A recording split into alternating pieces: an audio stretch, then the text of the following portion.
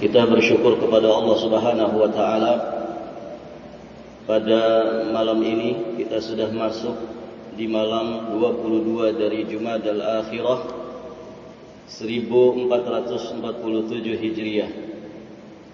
Hari demi hari semakin mendekatkan kita ke bulan yang kita nanti bersama, yakni Syahrul Mubarak, Syahrul Ramadan, bulan yang penuh dengan keberkahan, bulan Ramadan.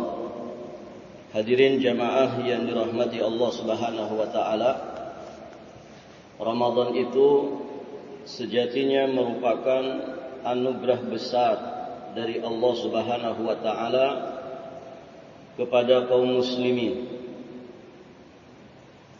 Anugerah besar ini tentu wajib untuk disyukuri. Kita wajib bergembira dengan anugerah besar ini. Allah Subhanahu wa taala berfirman di surat Yunus ayat ke-58, "Qul bi fadlillah wa bi rahmatihi fabidzalika falyafrahu huwa khairum mimma yajma'un." Katakanlah, dengan karunia Allah dan juga rahmatnya, hendaklah dengan yang demikian itu kalian bergembira, karena Allah, karunia Allah dan rahmatnya itu lebih baik dari apa yang kalian kumpulkan dari dunia ini.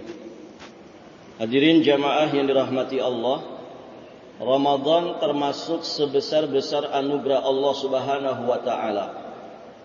Mengapa demikian?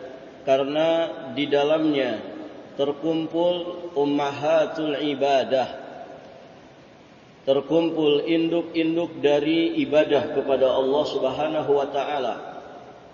Setiap ibadah mesti dengan keikhlasan dan mengikuti petunjuk Nabi sallallahu alaihi wasallam. Itulah kandungan dua kalimat syahadat. Di bulan Ramadan sebagaimana bulan-bulan yang lainnya, ada salat 5 waktu yang wajib kita tunaikan setiap harinya. Bahkan semarak salat-salat sunnah di bulan Ramadan, termasuk salatul tarawih, ini melebihi bulan-bulan yang lainnya. Kemudian di bulan Ramadan kita juga melaksanakan rukun Islam yang berikutnya, yakni ibadah yang menjadi ibadah inti di bulan Ramadan, as-siyam atau as-saum. Kita berpuasa 1 bulan penuh di bulan Ramadan karena Allah Subhanahu wa taala.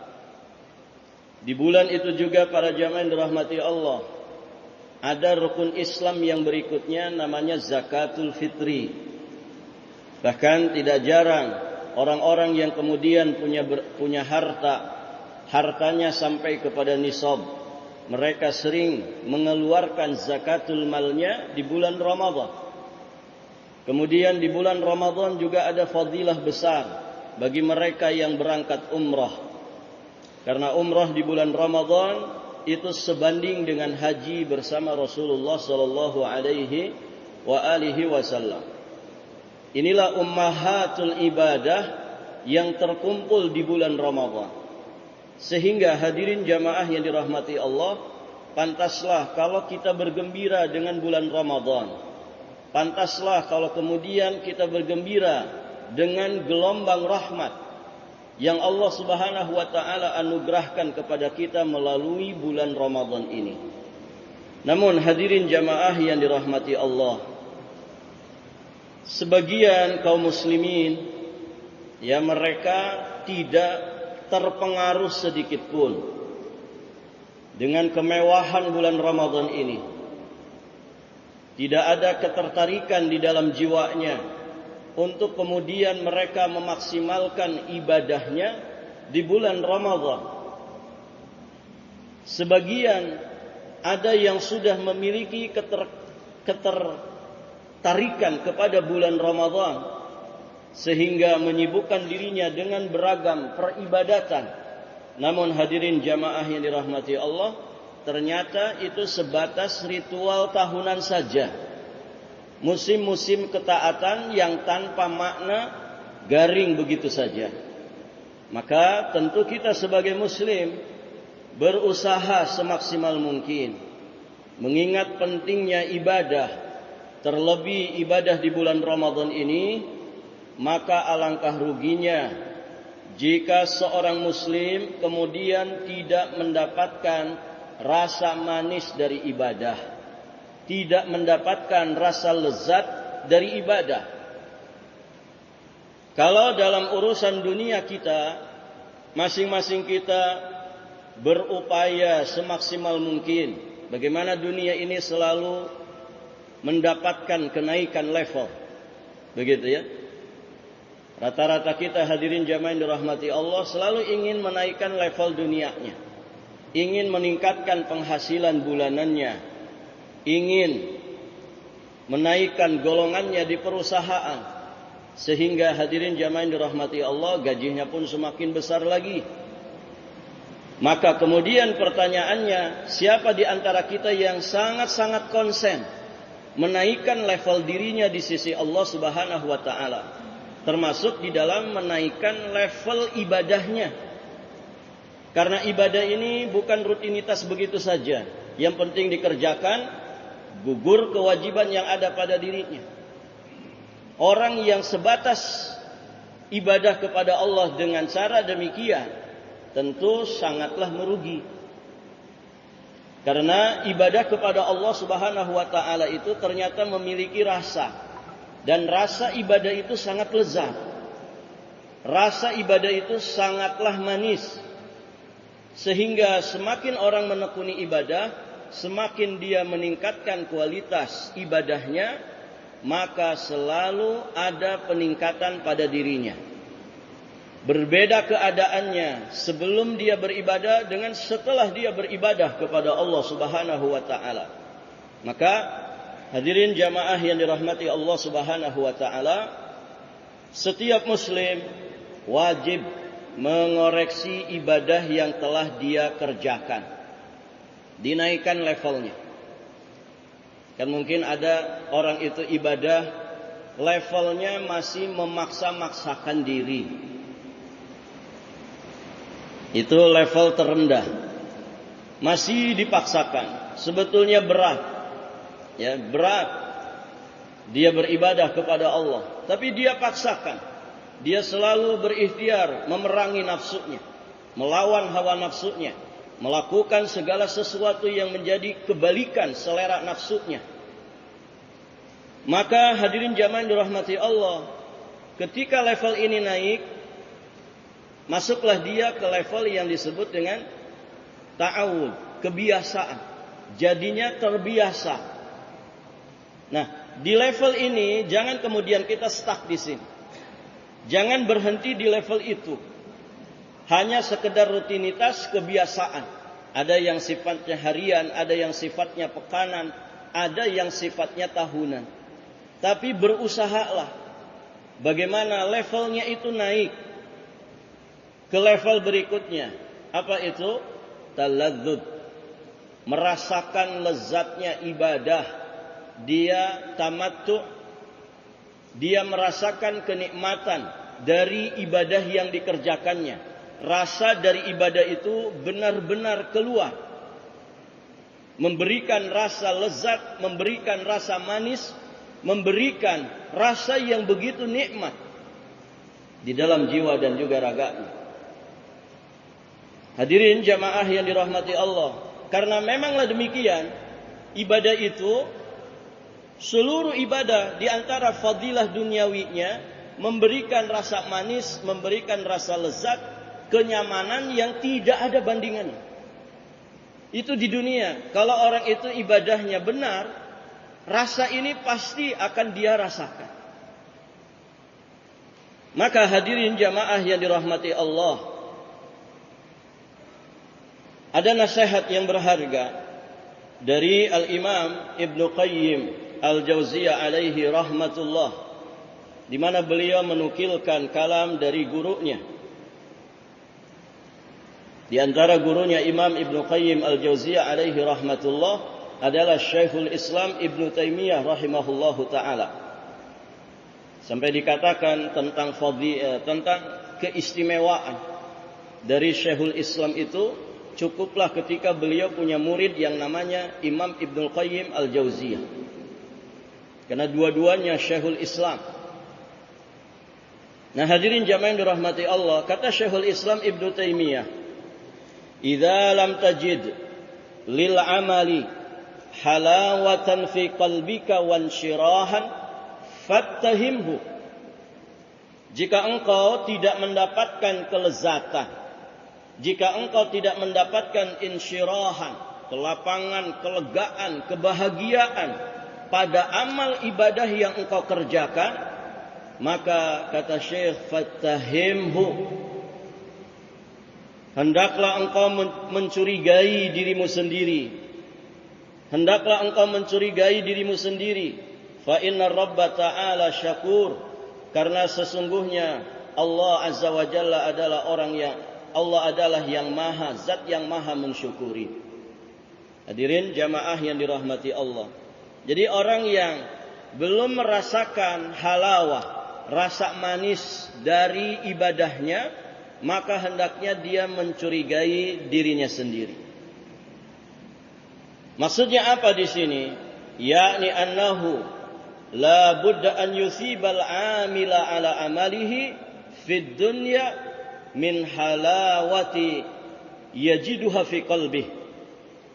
Maksudnya adalah Allah Subhanahu wa taala pasti memberi bagi orang yang beramal dengan balasan di dunia dari kenikmatan-kenikmatan yang dia dapat temukan di dalam hatinya. Berupa apa itu? Berupa besarnya kebahagiaan, berupa rasa manis, rasa lezat di dalam hatinya. Demikian pula qurratu ain. Ya, dia mendapatkan yang namanya kesejukan di dalam pandangan mata. Fahaitsu lam yajid dzalika fa'amaluhu madkhul. Maka sekiranya dia belum mendapatkan itu semua, maka berarti pasti masih ada kekurangan pada amal ibadahnya itu.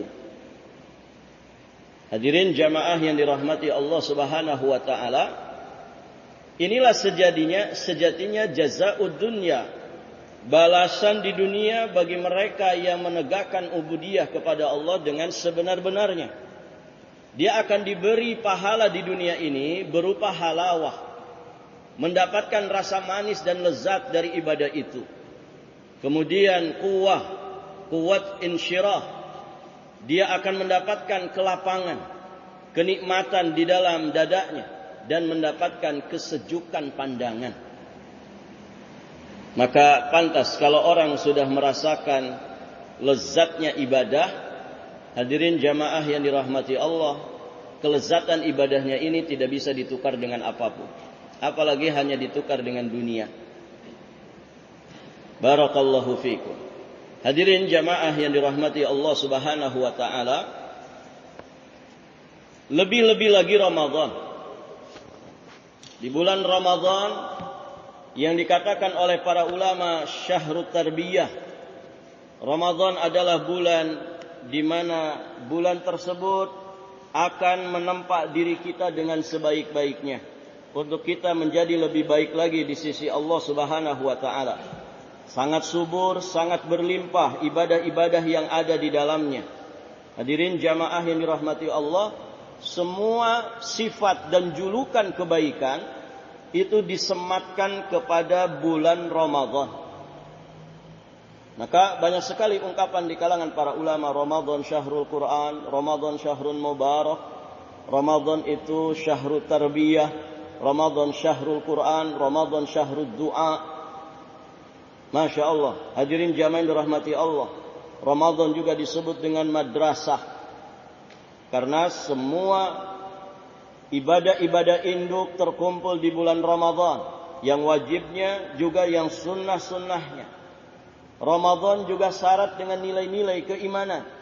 Coba perhatikan, ketika Nabi SAW beliau menjelaskan fadilah-fadilah dari puasa di bulan Ramadan atau fadilah amal-amal yang lain di bulan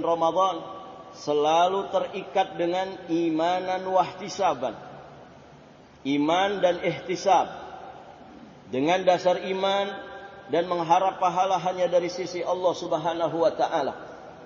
Ini menunjukkan bahwa Ramadan adalah bulan yang dipenuhi dengan nilai-nilai keimanan.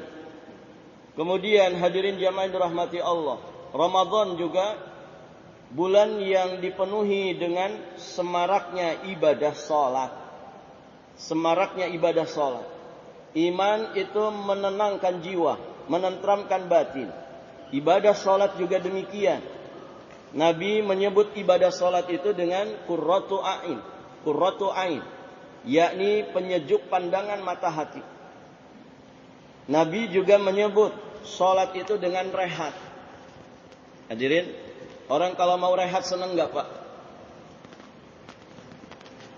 Kalau PNS, hari apa yang paling disenangi oleh PNS? Hari apa, Pak? Ada PNS enggak di sini? Yang paling disenangi oleh PNS misalkan itu hari Jumat. Kenapa? Karena mau masuk hari Sabtu. Oh, itu semangat kerja hari Jumat. Besoknya Sabtu Ahad. Apalagi Senin Selasanya tanggal merah. Long weekend kata orang. Begitu kan, Pak? Anak-anak sekolah, coba perhatikan anak-anak sekolah. Hari yang paling mereka senangi adalah hari Sabtu. Kenapa? Karena mau menuju hari Ahad. Tapi coba kalau menghadapi hari Senin. Oh, rasanya berat. Ya, sebetulnya itu catatan juga, Pak, ya. Kalau anak-anak didik kita, peserta didik kita menghadapi hari Senin itu hari yang begitu berat. Barangkali sistem pendidikan kita ini sistem pendidikan yang, mohon maaf, mungkin kurang ramah anak. Karena pendidikan itu sejatinya kenikmatan. Anak-anak kita itu harus mendapatkan tarbiyah itu dengan kenyamanan. Harusnya dia senang. Datang ke sekolah harusnya senang. Dia punya guru yang tidak hanya digugu dan ditiru, tapi digugu, ditiru dan dirindu. Hadirin jamaah yang dirahmati Allah. Intinya apa? Orang itu biasanya kalau menghadapi yang rehat-rehat itu senang. Nah, Nabi menyebut sholat itu rehat. Harusnya kan senang menghadapi sholat. Ketika Nabi Shallallahu Alaihi Wasallam memerintahkan Bilal mengumandangkan adzan, mengumandangkan iqamah, beliau mengatakan, Ya Bilal, kum arihna bis salah. Wahai Bilal, berdiri kamu, rehatkan kami dengan sholat. Rehatkan kami dengan sholat. Hidup itu kan menunggu waktu sholat, Pak. Ya. Maka hadirin jamaah yang dirahmati Allah, di bulan Ramadan, sholat ini semarak banget. Ya. Masya Allah. Kalau di sana, Pak, di sana, ketika bulan Ramadan itu, orang-orang yang gak pernah ke masjid, pada nongol di masjid. Begitu. Ini di sana, Pak. Di sini gimana, Pak? Hah? Enggak ya? Enggak jauh beda. Wajah-wajah baru itu berdatangan. Alhamdulillah. Semoga bertahan, bukan Ramadan saja, kan begitu. Nah, yang bertahan sepanjang waktu, itulah sejatinya pilihan-pilihan Allah. Gitu ya. Yang nongol-nongol itu cuma bulan Ramadan saja. Ya, mohon maaf, mereka ini orang-orang yang ibadahnya musiman. Ya. Nongolnya pun cuma 10 malam saja. Itu pun taraweh saja. Subuh enggak ada, isya maghrib enggak ada, zuhur asar tidak ada. Taraweh saja. Gitu ya. Para jamaah, alhamdulillah ada nongolnya. Sebagian orang enggak nongol sama sekali. Ya. Baik, para jamaah yang dirahmati Allah Subhanahu wa taala. Jadi penting menaikkan level ibadah kita ini. Kita ini ibadah ke Allah sudah berapa puluh tahun, Pak. Masa mau gitu-gitu saja?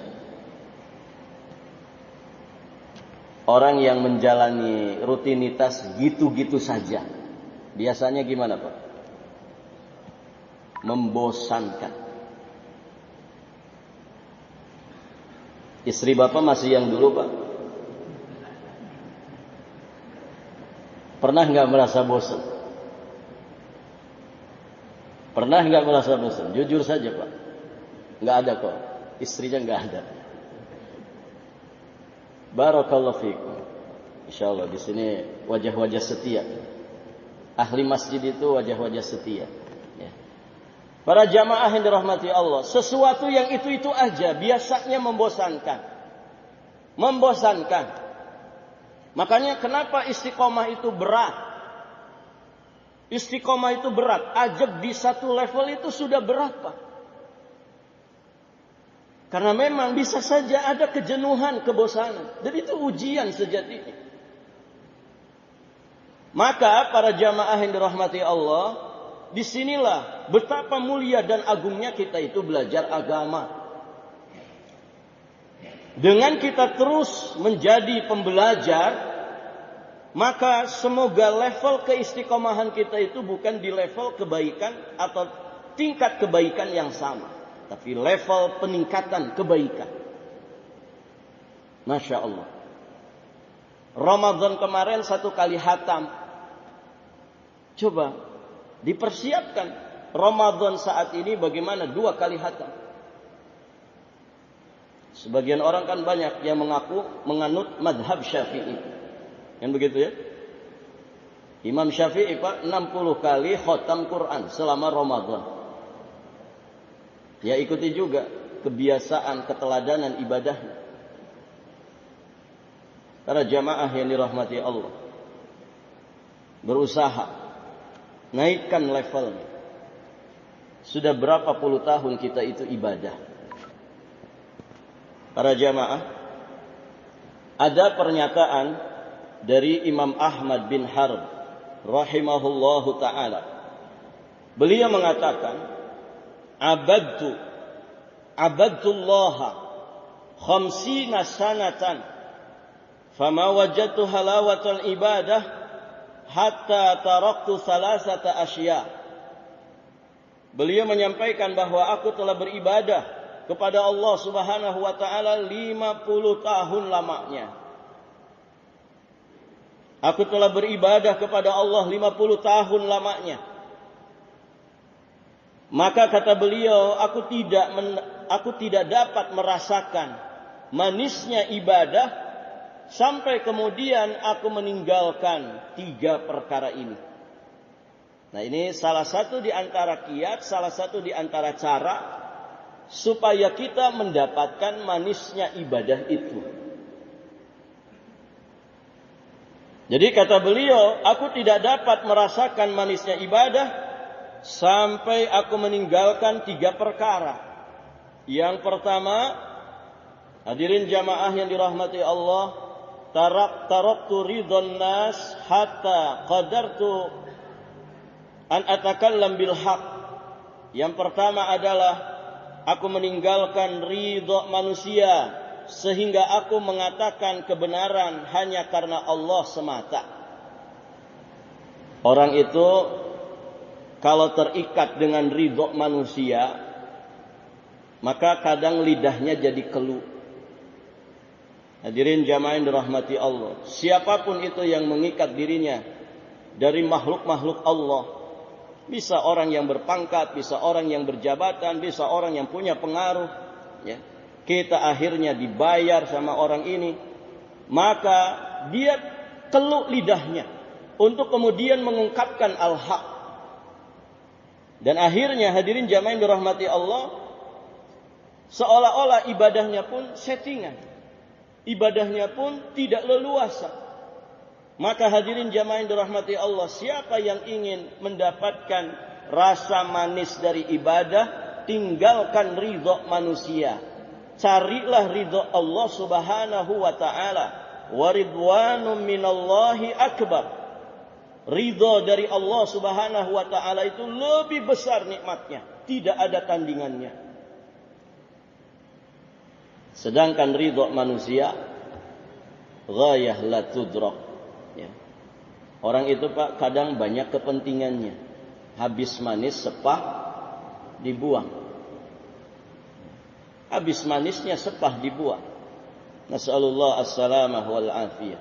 Tapi kalau orang orientasi obsesi hidupnya adalah ridha Allah, maka dia akan ajak lurus menghadap Allah Subhanahu wa taala. Dia tidak peduli omongan manusia. Dia tidak terlalu banyak menoleh kepada manusia. Kenapa? Jiwa raganya lurus kepada Allah Subhanahu wa taala. Tidak ada yang mengekang dirinya, tidak ada yang memenjarakan dirinya kecuali batasan-batasan syariat Allah. Maka orang yang a'badun nas, orang yang paling menghamba dirinya kepada Allah, maka pasti dia orang yang paling merdeka hidupnya. Jauh dari belenggu makhluk Allah. Siapa yang kemudian mengikatkan jiwa raganya kepada makhluk, siap-siaplah dia menderita di dunia. Sengsara di dunia sebelum nanti dia sengsara di kehidupan akhirat. Maka tinggalkan ridha manusia. Beralihlah ke ridha Allah Subhanahu wa taala. Kita akan rasakan lezatnya ibadah. Yang kedua para jamaah, wa taraktu suhbatal fasikin hatta wajadtu suhbatas salihin. Aku meninggalkan berteman dengan orang-orang fasik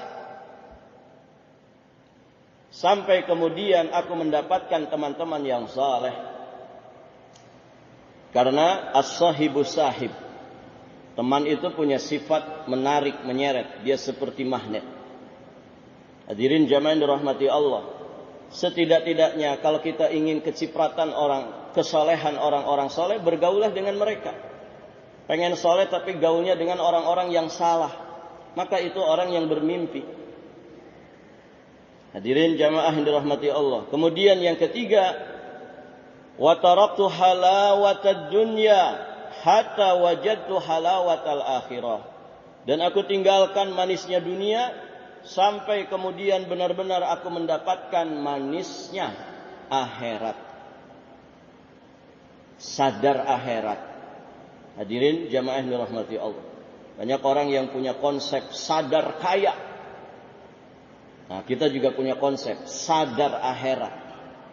Orang yang sadar akhirat pasti orang yang paling kaya. Kekayaan itu di mana, Pak? Bapak di sini, yang hadir di sini pada bahagia tidak? Pada bahagia enggak, Pak? Rahasia ya. Bahagia itu di mana? Bahagia itu dekat di sini. Aina sa'adah. Sa'adah itu di sini. Kebahagiaan itu di sini. Berarti enggak jauh dari kita. Nah, kalau orang di akhir tahun seperti ini, banyak yang kemudian mengagendakan rekreasi, berwisata, piknik, jalan-jalan, traveling, atau apapun istilahnya. Begitu kan, Pak? Mungkin di antara bapak-bapak di sini mau liburan panjang, Nataru. Ya, ada istilah di penghujung tahun seperti ini yang sering beredar di tengah-tengah kita, namanya liburan Nataru. Ya kan? Apa yang kemudian direncanakan? Barakallahu fikum, sudah nabung Ustaz setahun yang lalu, kami mau ke Eropa. Masya Allah. Ada yang sampai lintas negara, lintas benua. Ya. Sebagiannya ada yang mungkin lintas provinsi, ada yang lintas kota. Tidak masalah para jamaah. Selama yang mereka lakukan itu dalam batasan-batasan agama. Tidak masalah, sesekali jalan-jalan. Yang penting tidak ada maksiat di dalamnya. Tapi bagi orang-orang yang tidak punya kemampuan, jangan berkecil hati. Jangan berkecil hati. Mohon maaf Pak, orang yang jalan-jalan itu rata-rata orang stres. Mau kemana Pak? Liburan Ustaz. Stres, masa kerja terus. Ya. Stres saya ditoli-toli terus. Kali-kalilah ke Jakarta. Ya. Kali-kali ke Kuala Lumpur. Kali-kali ke Singapura. Begitu ya. Stres katanya. Oh, berarti yang jalan-jalan tuh orang-orang stres. Kita yang tidak bisa jalan-jalan, alhamdulillah Pak, aman dari stres. Di sini kebahagiaan itu di sini. Tidak jauh dari kita, bukan di sini, bukan juga di sini. Bukan di pangkat, bukan di jabatan, bukan di duit, bukan di harta, tapi di sini. Ini kekayaan sejati. Ketika orang mengejar ridho Allah, yang dikatakan waridwanum minallahi akbar, dia bahagia. Dan bahagianya tidak bisa dibandingkan dengan apapun. Tidak bisa ditukar dengan dunia. Tidak bisa ditukar dengan pangkat jabatan. Barakallahu fikum, hadirin jamaah yang dirahmati Allah. Kesibukan dia di dalam beribadah kepada Allah, sejatinya itulah kebahagiaan yang ada pada dirinya. Semakin dekat kepada Allah, semakin dia bahagia. Syekhul Islam sampai mengatakan, jika musuh-musuhku itu mengusir aku dari daerahku, maka keluarnya aku dari daerahku adalah, hadirin jamaah yang dirahmati Allah, itu adalah siyahah bagiku. Ya. Itu adalah rihlah bagiku. Kalau kemudian mereka sampai memenjarakan diriku, maka penjara itu adalah khalwatku dengan Allah Subhanahu wa ta'ala. Jika mereka sampai membunuhku, maka kematianku adalah syahid. Begitu. Seandainya raja-raja di muka bumi ini, mereka mengetahui bagaimana bahagianya hatiku ini,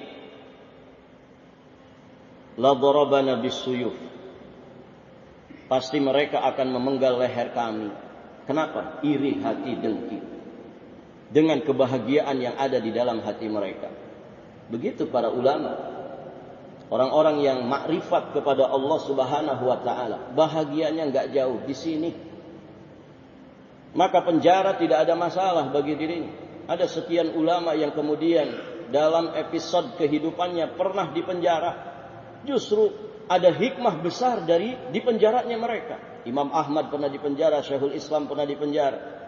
Masya Allah, hadirin jamaah yang dirahmati Allah, ada sekian kitab yang ditulis di dalam penjara itu.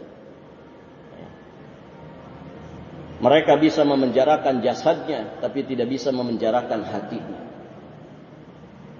Hadirin jamaah yang dirahmati Allah Subhanahu wa ta'ala, dan itulah sejatinya surga dunia. Yang kata Syekhul Islam, jika surga dunia ini tidak dimasuki, maka orang tidak akan masuk surga yang ada di kehidupan akhirat. Hadirin jamaah yang dirahmati Allah, barangkali ini saja yang bisa disampaikan pada kesempatan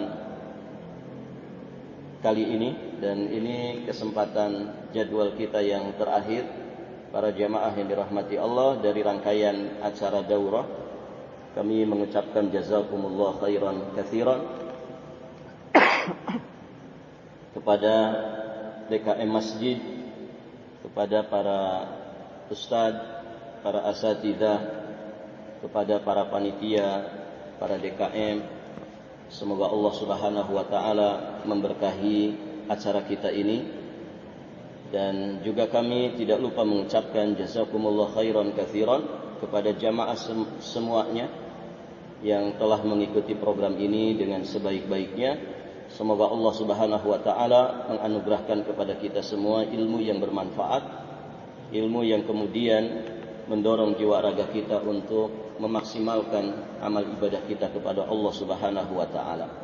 Dan semoga apa yang kita amalkan ikhlas karena Allah Subhanahu wa ta'ala, sesuai dengan petunjuk Nabi sallallahu alaihi wasallam, dan dengan landasan akidah yang lurus, sehingga apa yang kita kerjakan bisa kita panen di sisi Allah Subhanahu wa ta'ala sebagai amal kebaikan yang insyaallah ta'ala menyelamatkan kita semua di kehidupan dunia sekaligus di kehidupan akhirat nanti. Amin Allahumma ya rabbal alamin. Dan tentu sebagai manusia biasa ada banyak salah kata, ada banyak ungkapan yang mungkin barakallahu fikum, ungkapan yang keliru, ya, ada yang mungkin kata-kata yang salah yang tidak kami sadari, Pertama, kami memohon ampun kepada Allah Subhanahu wa taala, astagfirullahalazim. Dan selanjutnya kemudian juga kami meminta maaf kepada jamaah sekalian atas segala kekurangan. Ya, sebagai manusia tentu tidak luput dari salah dan lupa, gitu ya. Apa yang baik datangnya dari Allah Subhanahu wa taala, apa yang buruk datangnya dari diri kami sendiri sebagai manusia yang dhaif, dan tentu datang dari syaitan yang tidak ridha kita ada di dalam kebaikan. Hadirin jamaah yang dirahmati Allah, mungkin itu saja yang bisa disampaikan. Masih ada waktu, Pak?